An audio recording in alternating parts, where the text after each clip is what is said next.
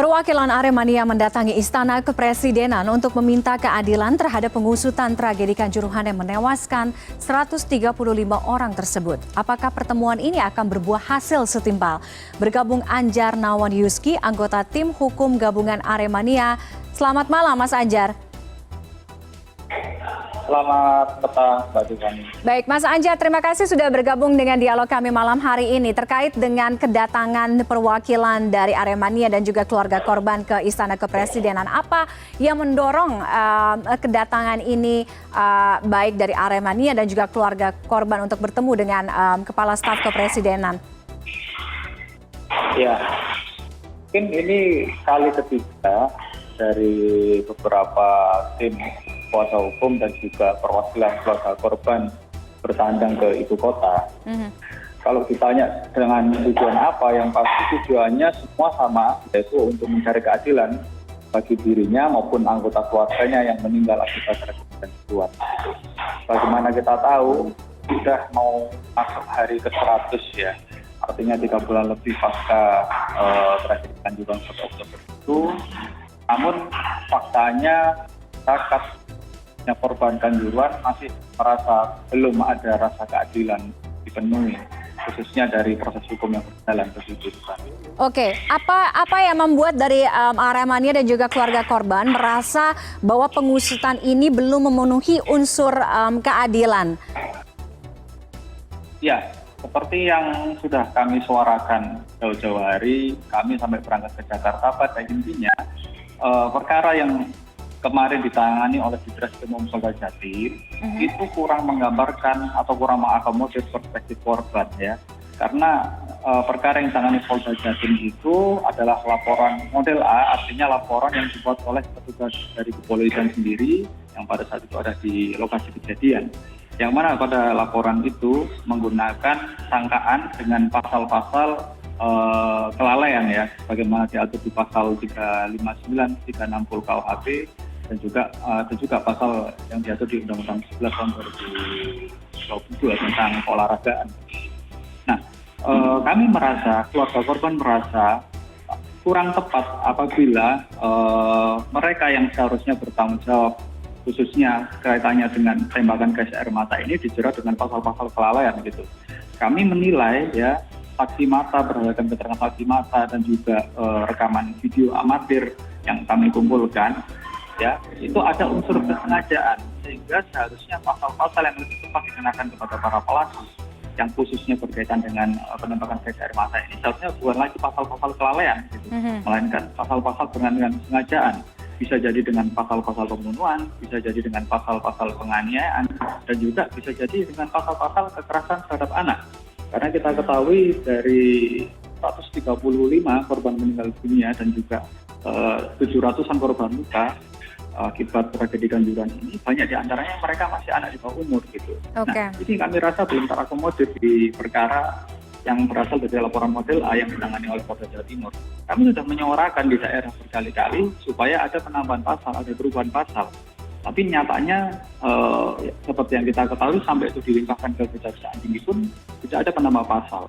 Oleh karena itu kami menempuh langkah, rekan-rekan tim kuasa hukum lain juga menempuh langkah membuat laporan model B ya, dengan pasal-pasal pembunuhan, dengan pasal-pasal penganiayaan. Nah, namun sejauh ini laporannya belum bergerak ya, atau belum berjalan sebagaimana yang diharapkan, sehingga puncaknya rekan-rekan tim kuasa hukum dan juga keluarga korban menyambangi ibu kota untuk bertemu dengan para pemegang kekuasaan di sana.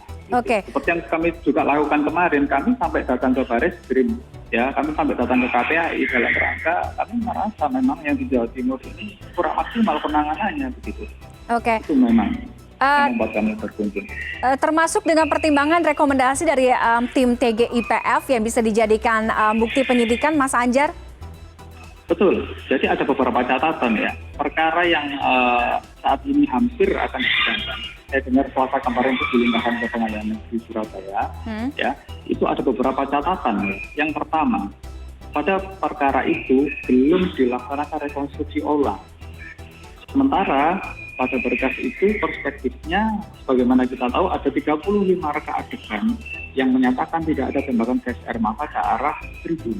Tentu ini bertentangan dengan fakta yang sebenarnya terjadi.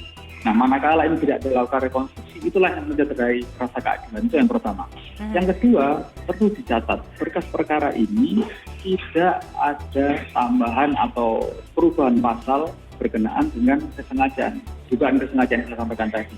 Pasalnya sampai ini dilimpahkan ke kejaksaan, dinyatakan P21 dan saat ini dilimpahkan pengadilan, tetap saja berputar dengan pasal-pasal kelalaian. Itu catatan yang kedua. Catatan yang ketiga, tidak ada pengembangan penyidikan, ya. Jadi dari pihak Polri, ya, mohon maaf saya sebut Polri karena memang unsur keamanan yang memegang senjata pelontar gas air mata hanya dari Polri pada pertandingan itu. Sekali lagi dari Polri sejak awal penyidikan sampai ini dilimpahkan juga tidak berkembang, hanya ada 3 tersangka yang saat ini juga sudah dilimpahkan ke pengadilan. Menjadi suatu pertanyaan besar, eksekutornya kemana, para penembaknya kemana? Ya, mereka juga belum diproses sampai hari ini. Gitu.